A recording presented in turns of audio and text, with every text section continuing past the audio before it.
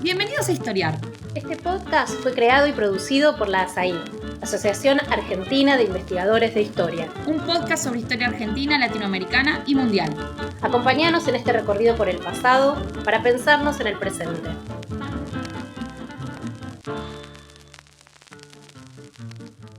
Bienvenidos a Historiar, el podcast de la Asociación Argentina de Investigadores en Historia. Mi nombre es Inés Pérez y hoy vamos a estar hablando junto con Adriana Balobra sobre la historia de los derechos políticos de las mujeres.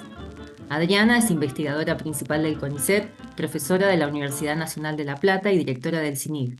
Además, es autora de numerosos libros y artículos, entre los que se destacan el libro Del hogar a las urnas, recorridos de la ciudadanía política femenina argentina, 1946-1955, y junto con Mercedes Yusta, de Queridas Camaradas, historias iberoamericanas de mujeres comunistas, que salió publicado en 2017. Bienvenida, Adriana. Gracias por la invitación, Inés, y también a la asociación por tenerme en cuenta para esta participación. No, al contrario. Bueno, la primera cosa que te quería preguntar es cómo frente a distintas coyunturas, los derechos políticos de las mujeres son un tópico que vuelve de manera reiterada al debate público. Lo vimos el año pasado en las elecciones presidenciales, pero es un tópico que vuelve a aparecer una y otra vez. ¿Qué votamos las mujeres? ¿Por qué? Ya sea cuando elegimos representantes o cuando las mujeres ofician como representantes. Es una pregunta que aparece periódicamente y no solamente entre quienes se dedican al análisis político en el ámbito académico, sino también en los medios de comunicación, en conversaciones informales. Y hay una cosa que también es interesante, que es que no solamente aparece la pregunta, sino también algunos tópicos interpretativos que también son reiterados. ¿Por qué te parece que se da esa recurrencia? ¿Y qué tiene la historia para ofrecer a ese debate? Me parece que para pensar esta respuesta es necesario entender que la construcción de la ciudadanía, en particular algunas de sus dimensiones, podemos pensar la ciudadanía o los derechos políticos en particular en sus distintas dimensiones, la participación, el voto y el acceso a la representación, tienen una distinta periodicidad. En el caso de la participación de las mujeres en términos políticos ha existido en distintos periodos, pero su acceso a los derechos formales de la representación y el sufragio no tienen una historia tan larga, es una historia más bien breve. Y eso ha construido un cierto sentido respecto de cuál es el sujeto político ideal, y ese sujeto político ideal está pensado en términos masculinos con unas ciertas características que se van ayornando o modificando a lo largo del tiempo, pero que siempre tienen en la masculinidad ese estereotipo ideal. Y en ese sentido, la participación de las mujeres en términos de sus derechos políticos siempre también incurre en un cierto estereotipo.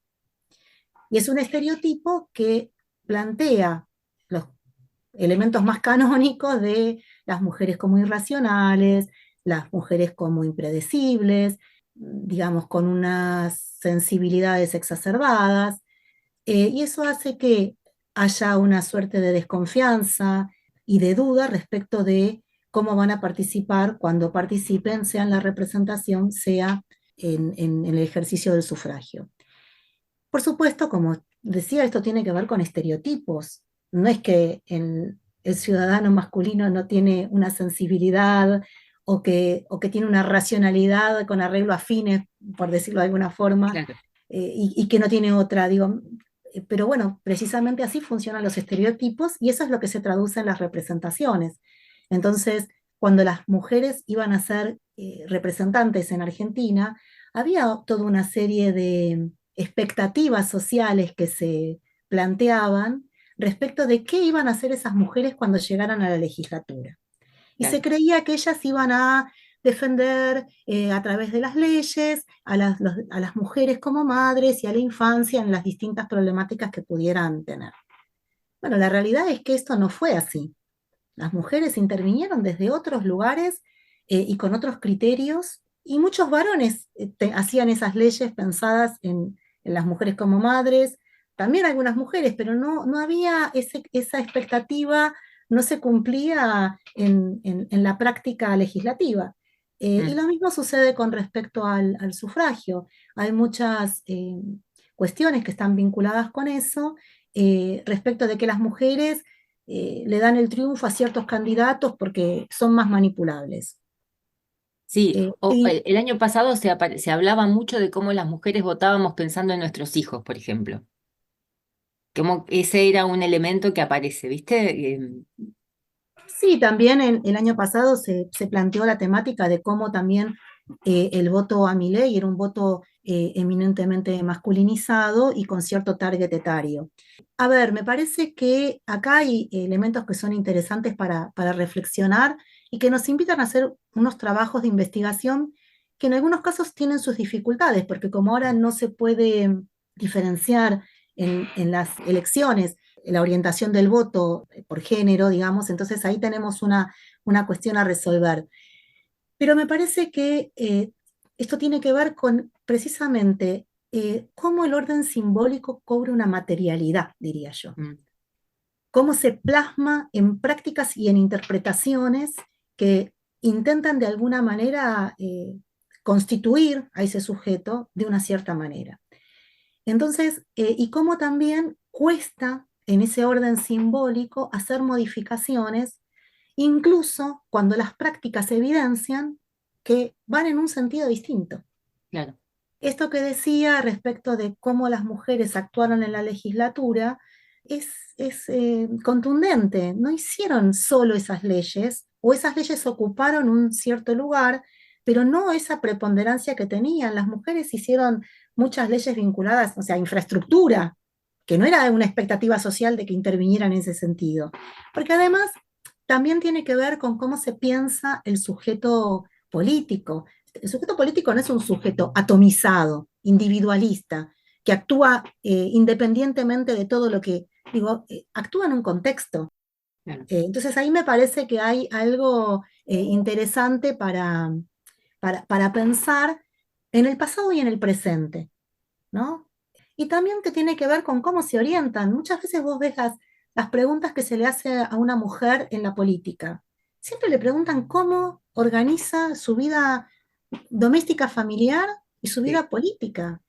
Eso no es una pregunta que se le haga a un varón. Y ahí está muy claramente presente ese estereotipo.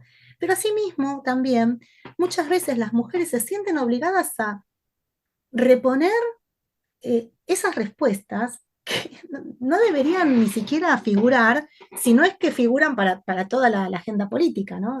Para todo el público político. Entonces me parece que ahí hay una cuestión que muestra la dificultad de modificar esos estereotipos, ese orden simbólico, incluso cuando las prácticas van en un sentido totalmente distinto. Bueno, pero también se ha sostenido mucho que ha habido una suerte de uso estratégico, en algunos Sí. casos, de esos estereotipos. Y el concepto a veces de maternalismo político se ha usado en parte para hablar de ese uso estratégico. Sí, efectivamente, muchos movimientos de mujeres, el movimiento feminista, hicieron uso del concepto de maternalismo político en la idea de reclamar como madres unos derechos que les estaban negados. Mm, Igual hay una revisión de este concepto también, ¿no? Efectivamente ha sido un uso estratégico, pero lo que estamos pensando también es que ha habido una suerte de interpretación tal vez mecánica respecto de que esa estrategia fue efectivamente la práctica que las claro, mujeres tuvieron o la construcción de sentido que hicieron en todas sus intervenciones, y esto no es así. Precisamente como fue un concepto estratégico, hay que pensarlo en términos dialógicos. Y ese concepto fue estratégico para reclamar ciertos derechos y no otros. claro. Por ejemplo, revisando algunas discusiones, encontramos que ese maternalismo político que podría haber, o que se suponía que estaba atravesando los debates en relación a los derechos políticos en distintos momentos, hay que matizarlo. En algunos casos fue muy fuerte y en otros casos no.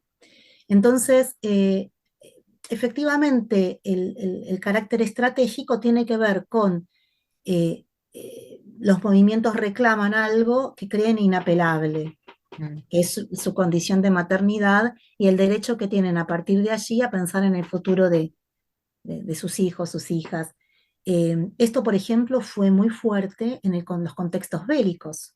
claro, Las mujeres reclamaban porque eran sus hijos los que estaban yendo a la guerra, supongamos. Y efectivamente resultó estratégico en la interpelación que hacían y en la construcción de sí mismas en los debates públicos, ¿no?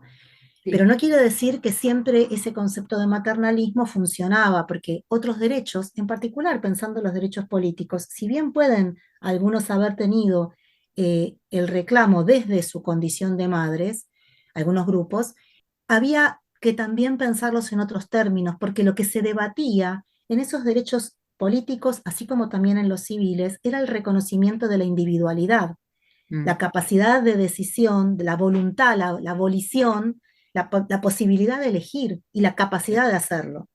Entonces, allí el enfoque relacional que implica el maternalismo político, relacional en el sentido de la construcción materno-filial, si se quiere, pero a su vez su traducción en términos públicos, no tenía el peso contundente para esa justificación y se combinó con otros argumentos mm. que precisamente iban a demostrar la racionalidad de las mujeres, la capacidad de acción que tenían a partir de ejemplos históricos que apoyaban y legitimaban su reclamo a ejercer esos derechos. Claro. Bueno, en relación con esto que estabas diciendo y de cómo cambia el lugar que se le asigna en las interpretaciones históricas al maternalismo político, una pregunta que yo te quería hacer era cómo cambió bueno, en este último tiempo o en distintos momentos, cómo fue contada la historia de los derechos políticos de las mujeres en distintos momentos, porque efectivamente no siempre la contamos igual. Esto que vos decías recién, por ejemplo, bueno, en algún momento se le dio mucha relevancia al maternalismo político y luego eso se revisó. ¿Cuáles son esos momentos? Es que, bueno, esto tiene que ver un poco con la tradición de la historia política muy fuertemente vinculada a la construcción de un Estado nacional, Claro. fundamentalmente. Entonces, la relevancia que adquirieron, más bien tardíamente, porque el cruce de la historia política con los estudios de género es reñido también. Mm, La mayoría de las investigaciones en un momento, tal vez ahora no tanto, pero en un momento eh, pensaban lo político en términos mucho más amplios de intervención y dejaron toda esta cuestión más vinculada a la historia político-partidaria y a la historia de la participación de las mujeres en distintas instancias del gobierno un poco de lado, ¿no? Pero esa construcción estuvo primero muy centrada en el ámbito nacional. Luego aparecieron algunos casos singulares, como son el sufragio provincial en San Juan, y escritos en un primer momento desde una historia local, ¿no? Y por historiadoras e historiadores del propio ámbito que se estaba estudiando. Y luego aparecen algunas referencias, que son más bien referencias y no resultados necesariamente de investigaciones, al sufragio municipal. En particular, la referencia que más se mencionaba era la de el sufragio en San Juan, en el nivel municipal, atribuido a Sarmiento, cosa que está en discusión en este momento, pero no se sí. ha podido llegar a una conclusión certera porque falta documentación probatoria que efectivamente muestre que fue así. Bueno, y en este sentido de lo que vos estás mostrando, ¿no? De estos cambios en la interpretación, tienen mucho que ver con el cambio de escala, pero ¿en qué sentido cambian la interpretación estos cambios de escala?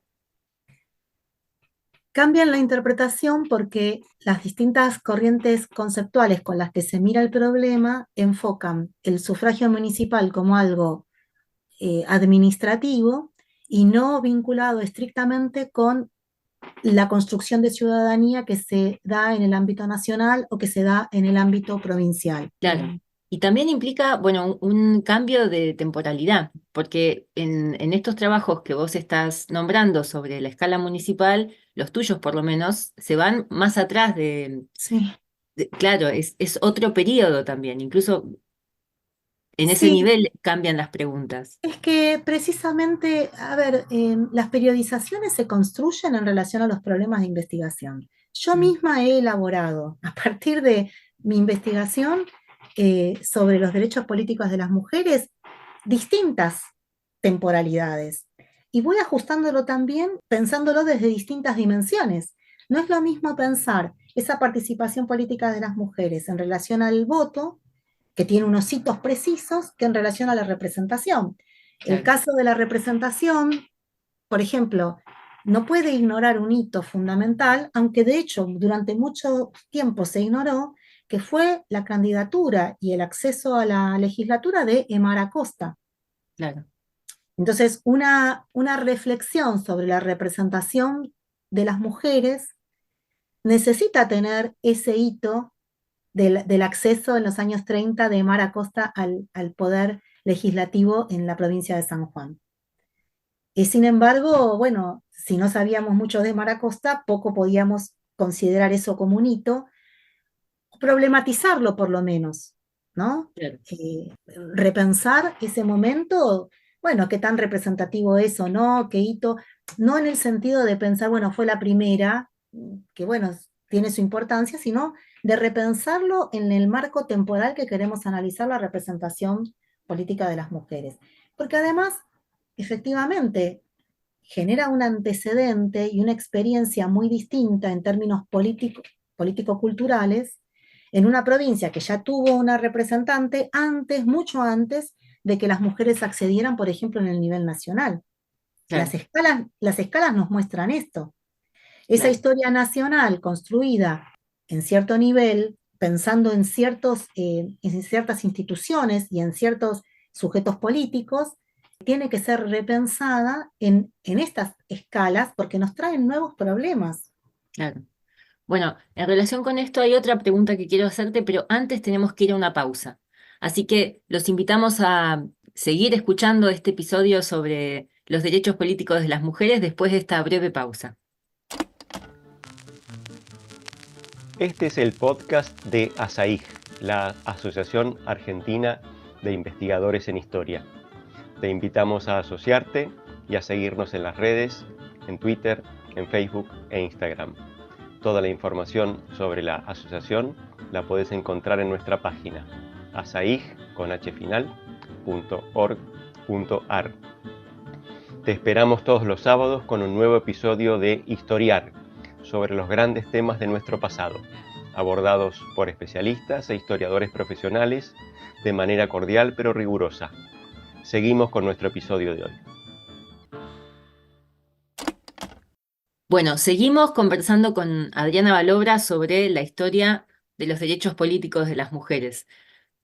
Veníamos hablando sobre la escala municipal y cómo cambiaba, cómo la mirada en una escala distinta conllevaba distintas preguntas. Y hay algo que a mí me llamó la atención de uno de tus trabajos más recientes que tiene que ver con esta prohibición del voto para las maestras normales en Santa Fe.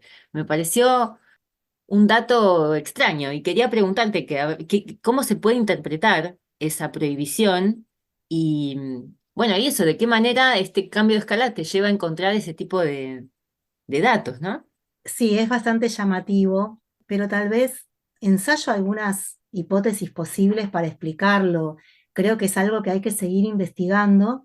Hay muchas investigaciones en este momento sobre magisterio y el papel político que tuvieron las docentes en distintos momentos históricos, fundamentalmente en estas primeras décadas del siglo XX.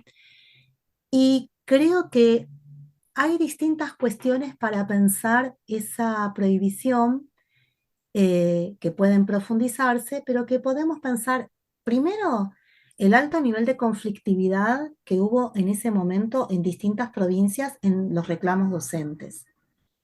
En Eh, ese momento, ¿en cuándo? ¿En los años en ese periodo 20? entre fines del 19 y los comienzos del 20, hubo distintas huelgas muy importantes en Mendoza, bueno, también en Santa Fe. Bueno, eso hace un poco a la cuestión precisamente porque alcanzaron escalas de conflicto muy grande y que contaron con apoyo estas docentes en sus reclamos de vastos sectores de la población, y en algunos casos las respuestas fueron represiones muy violentas. Hay algunos testimonios que son muy interesantes, ¿no? De las marchas donde las maestras marchaban junto con la comunidad, incluidos estudiantes. Entonces, y que la represión se desató sobre esas manifestaciones. Entonces, esa imagen es muy contundente en un contexto mundial que estaba convulsionado, revolucionario, etcétera, etcétera. Entonces, eso, por un lugar, puede ser un elemento explicativo. Por otro lugar, puede ser vinculado a cierto estatus deseable para ese ejercicio del sufragio municipal, que tenía que ver con ciertas condiciones formativas donde, por ejemplo, podían ser contribuyentes profesionales. El magisterio no era un nivel terciario. Por eso en Santa Fe sí pudieron votar las que eran profesoras, porque tenían otro nivel, y no las maestras. En principio esa es una hipótesis también plausible, porque bueno, el título de magisterio se adquiría al terminar los 5 años de educación secundaria. Mm. Entonces ahí hay un punto que también, a ver, lo tiro como una hipótesis en relación a tu pregunta, algo que tenemos que seguir indagando, ¿no? Porque también esto que implica esta pregunta sobre un dato concreto que la ley estableció, implica que vayamos a revisar, por ejemplo, y me encantaría ir a hacer una estancia a Santa Fe para hacerlo, a revisar los debates en si es que existen, si se consiguen, creía que puede ser posible, en el Consejo y en las distintas legislaturas para ver cuál fue el criterio para esta exclusión. Entonces, ahí me parece que, nuevamente, los, los vacíos de las investigaciones antecedentes nos llevan a las investigaciones actuales con nuevas preguntas y estrategias de análisis. Y estas Sí, hipótesis necesitan ser corroboradas. sí. Ahora, la discusión sobre las escalas no es solo sobre ir al ámbito municipal. También en los últimos años hay una buena parte de la historiografía que se volcó hacia una escala mayor, mayor de lo nacional, quiero decir, a los diálogos internacionales, para tratar de ver cómo esos diálogos, o la escala transnacional, tiene una relevancia para pensar la historia de los derechos políticos de las mujeres y en particular del sufragio femenino. ¿Qué preguntas incorpora esta otra escala a esta historia? Bueno, para pensar el sufragismo femenino en Argentina y en otros países, es muy difícil escindirlo de la discusión internacional. ¿Por qué? Por lo que te decía recién. Una de las estrategias para reclamar los derechos políticos fue mostrar que en otros países esos derechos se ejercían, Claro. fuera en el nivel municipal, en el nivel estatal o en el nivel nacional. Y la prensa vinculada a estos temas tenía muchísima información respecto de lo que sucedía en otros lugares. Y había una reflexión sobre eso en el ámbito local. Y además había mucho intercambio. Hace poco estuve en Uruguay viendo cartas que se intercambiaban las sufragistas argentinas en concreto con Paulina Luisi. Y es muy interesante ver la intensidad, ¿no? Y la construcción de una agenda donde ellas apostaban a que el trabajo conjunto desde distintos países podía ayudar a que hubiera consecuencias positivas respecto de lo que se demandaba. No necesariamente se tradujo de esa manera, por supuesto, pero sí les generaba una cierta comunidad y un sentido de pertenencia más allá de las fronteras locales, y en los foros internacionales que gradualmente se fueron enriqueciendo con el debate, bueno, de los distintos derechos de las mujeres, estas mujeres tejieron sus alianzas y construyeron sentidos de su participación. No quiere decir que hayan sido siempre armónicos, más bien diría que fueron conflictivos, porque además las colocaban en distintas situaciones de conflicto en relación con el propio gobierno al que a veces representaban, ¿no? Mm, Una de las situaciones que yo analicé fue cómo en 1938, en una reunión en Lima, donde la expectativa era aprobar una moción que alentara los derechos políticos de las mujeres, la representante argentina era una de las figuras más importantes en ese momento, Ana Rosa Schlieper de Martínez Guerrero, y Ana Rosa tenía orden del gobierno nacional de no aprobar esas cosas. ¿Por qué? Porque se consideraba que era una intervención sobre la soberanía nacional y las decisiones domésticas de un país. claro, Por supuesto, tenían que ver con una postura donde Argentina en ese momento no compartía la idea del panamericanismo, precisamente porque consideraban que era una estrategia de Estados Unidos para avanzar sobre América Latina. No es que Argentina tenía un antiimperialismo como principio, porque tenía otros imperialismos a los que atender, pero en ese contexto Ana Rosa vuelve a insistir, reclamándole al gobierno que la autorice a acompañar esta iniciativa, y el gobierno no la autoriza, y Ana Rosa tiene un conflicto con otras sufragistas con las que compartía ese foro internacional porque sienten que ella las traiciona. claro. Entonces, acá se ven cómo se cruzan esos niveles personales, institucionales, y cómo en este caso una de las referentes en ese momento en la lucha por los derechos políticos de las mujeres no puede acompañar, y bueno, y de hecho el gobierno argentino en su conjunto no lo acompaña, ¿no? Uno de los No, pocos que no claro, lo hace. claro.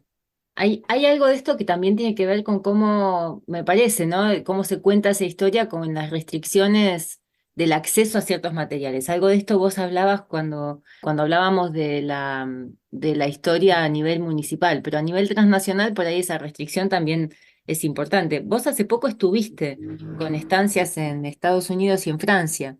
¿Qué es lo que fuiste a buscar a esas bibliotecas?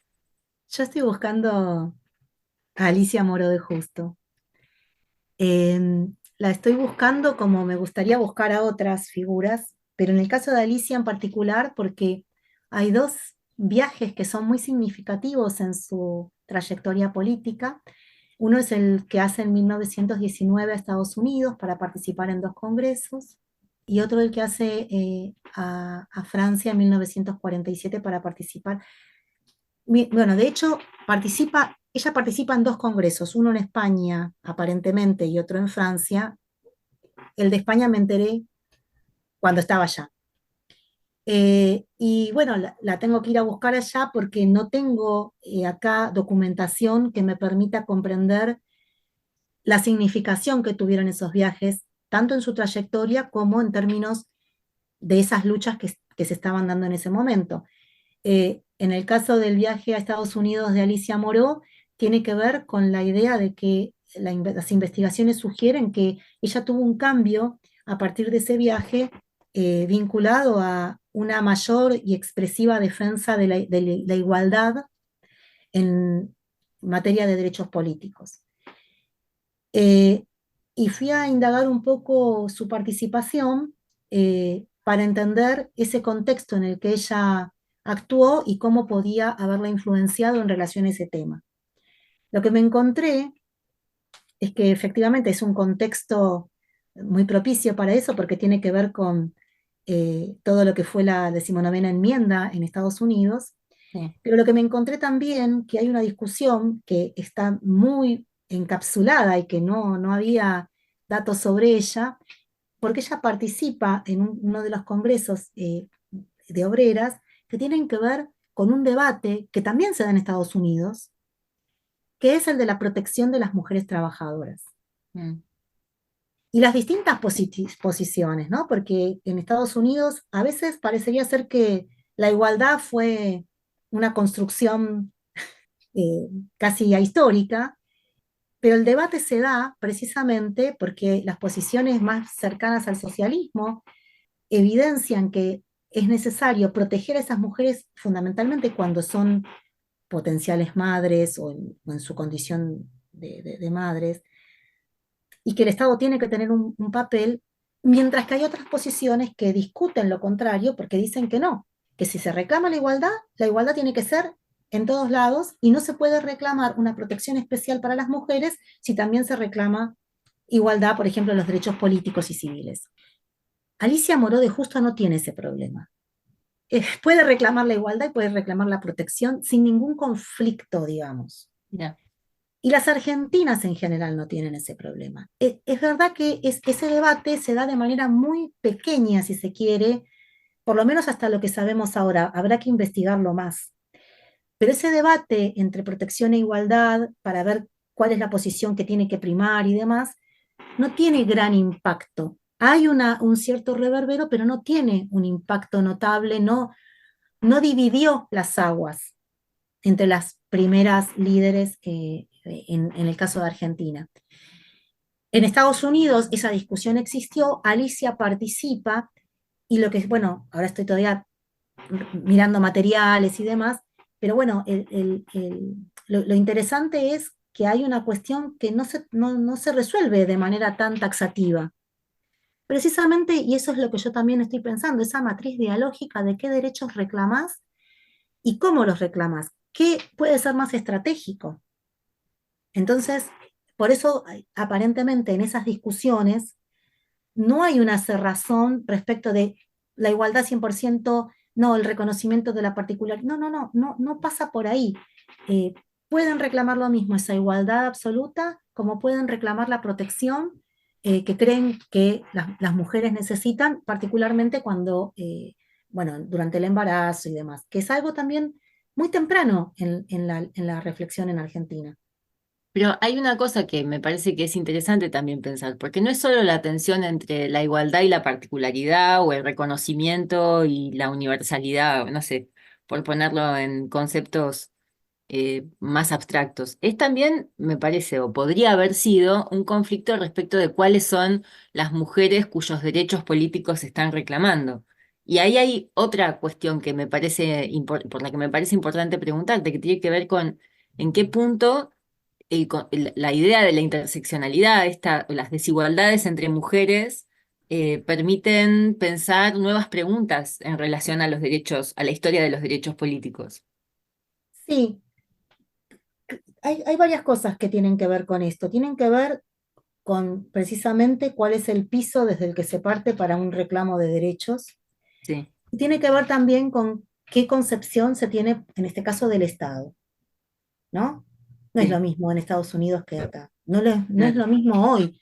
Cuando se construyen ciertos mitos, idealizaciones respecto de lo bien que se vive en un lugar y lo mal, digo, efectivamente hay una idea un poco sesgada, ¿no?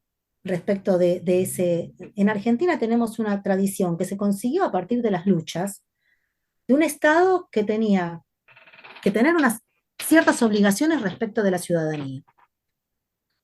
Esto no tuvo éxito en otros lugares. Estados Unidos es un, estado, es un lugar de estado mínimo para todo lo que tiene que ver con prestaciones sociales, Claro, educativas. Eso no claro. está entre las obligaciones del Estado, no son la prioridad en todo caso. Bueno, Mm, eso en nuestra tradición no es así. Y esos debates también se entrecruzan, ¿no? claro, Ahora también, ¿qué sujetos? Esto me hace pensar un poco en quién puede hablar por quién, ¿no?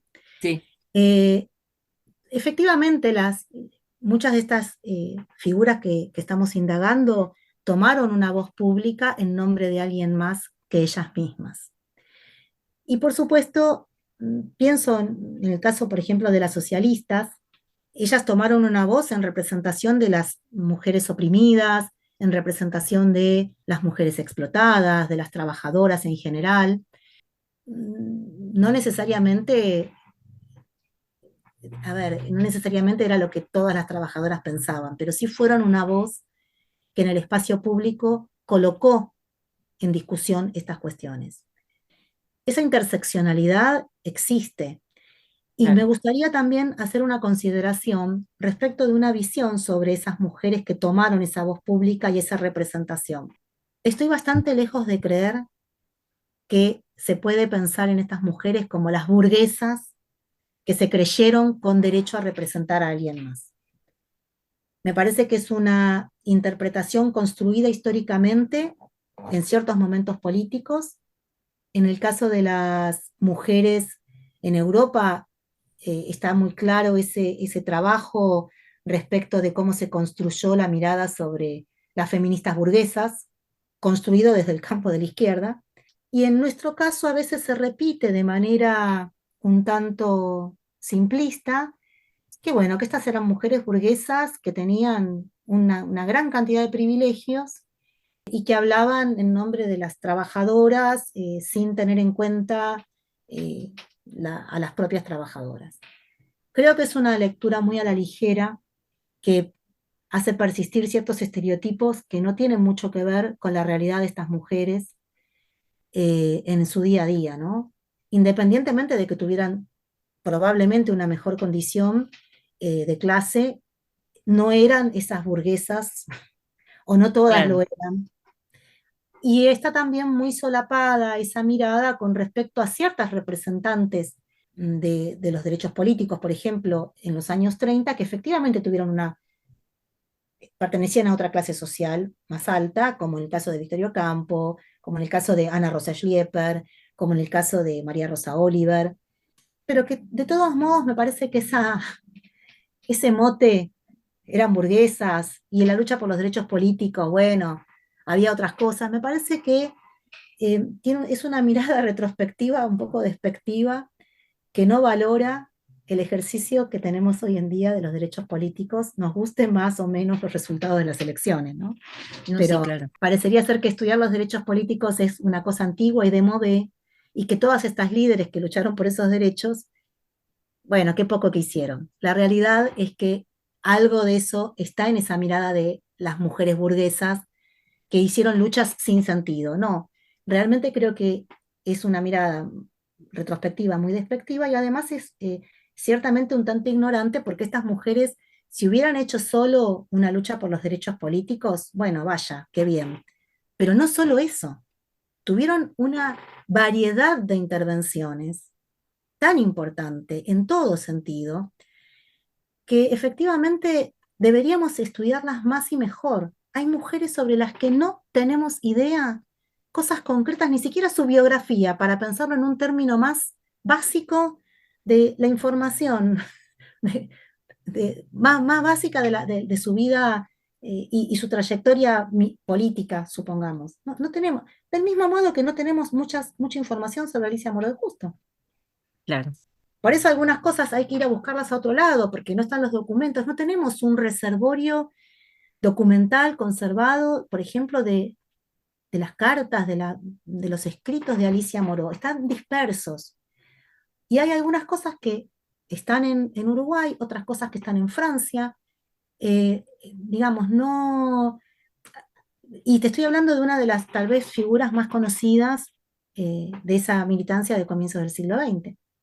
Sí, pero con la pregunta sobre la interseccionalidad también me parece que permite abrir otras cuestiones. Por ejemplo, volviendo sobre la prohibición del voto de las maestras. Hay cosas que aparecen como interrogantes en relación a esto.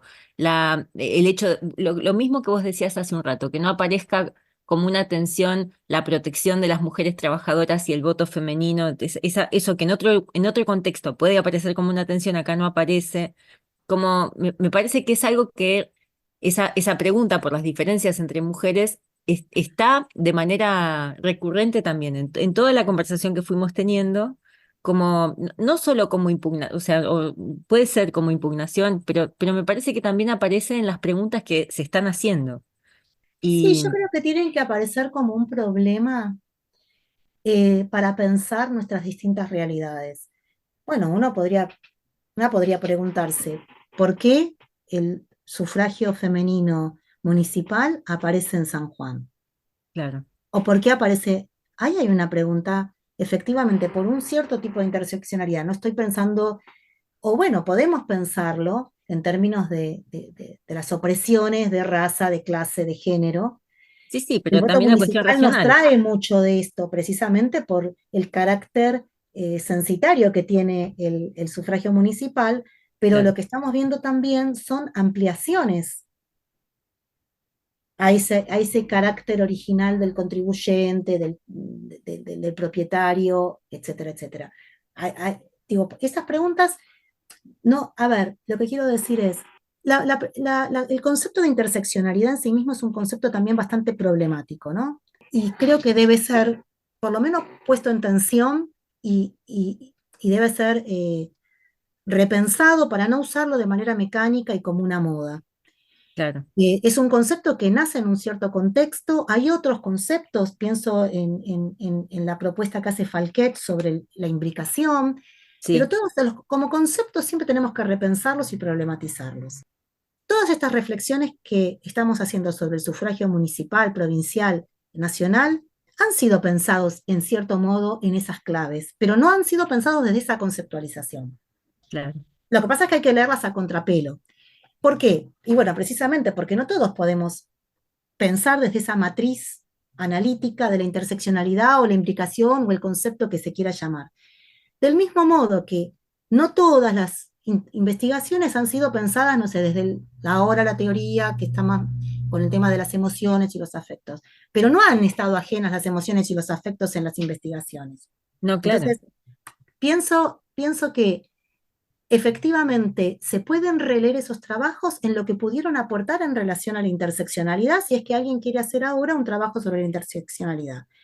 ¿Qué puede hacer sobre ese trabajo? Bueno, una tarea pendiente, que es muy interesante, sería buenísimo que se hiciera, pero requiere de que esto se ponga en agenda y haya equipo de investigación. ¿Queremos ver quiénes votaban y cómo votaban? Bueno, tenemos momentos de voto cantado, donde solo votaban contribuyentes. Bueno, podemos ir a reconstruir esas listas. claro, Y ahí claro, vamos a tener qué votaban y cómo votaban, ¿no? Pero bueno, es un trabajo muy difícil, muy arduo, porque hay fuentes, pero hay que hacer un trabajo de sistematización de esa información que provee la fuente y cruzarlas con otras. claro, No es tan sencillo, no es imposible, metodológicamente no es imposible. Tenés la pregunta, tenés una respuesta.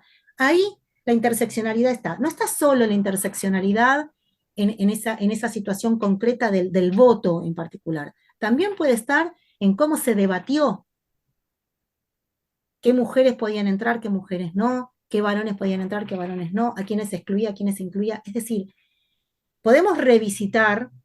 No es que no se ha hecho mención a esto, no se lo ha hecho en la clave interseccional. claro, Pero digamos, hay ciertas cuestiones que han sido tematizadas y hay otras claro, que deberían tematizarse. Por ejemplo, bueno, cuando hablábamos con algunas colegas, casos como los territorios nacionales, Comodoro Rivadavia, donde esa construcción de pertenencia ciudadana es más tardía que en el resto del país. Bueno, y otros territorios nacionales, como Comodoro, porque justo habíamos hablado con unas colegas, pero me parece que ahí la pregunta puede estar perfectamente y tiene que construir sus objetos y tiene que construir sus estrategias metodológicas para acercarse a esos objetos. claro. Eh, si no ha estado presente en los términos de la interseccionalidad, es porque el concepto de interseccionalidad no ha sido un concepto que haya ordenado las investigaciones en nuestro país. Hay otros conceptos que fueran ordenadores. Mm. Bueno, te agradezco mucho el tiempo que te hiciste para estar con nosotros hoy acá, con toda la audiencia de Historiar, y les agradezco a quienes nos están escuchando todavía por estar del otro lado. Los invito a conectarse nuevamente el próximo sábado para escuchar un nuevo episodio del podcast, y a vos, Indy, muchas gracias por haber aceptado participar. Gracias, Inés.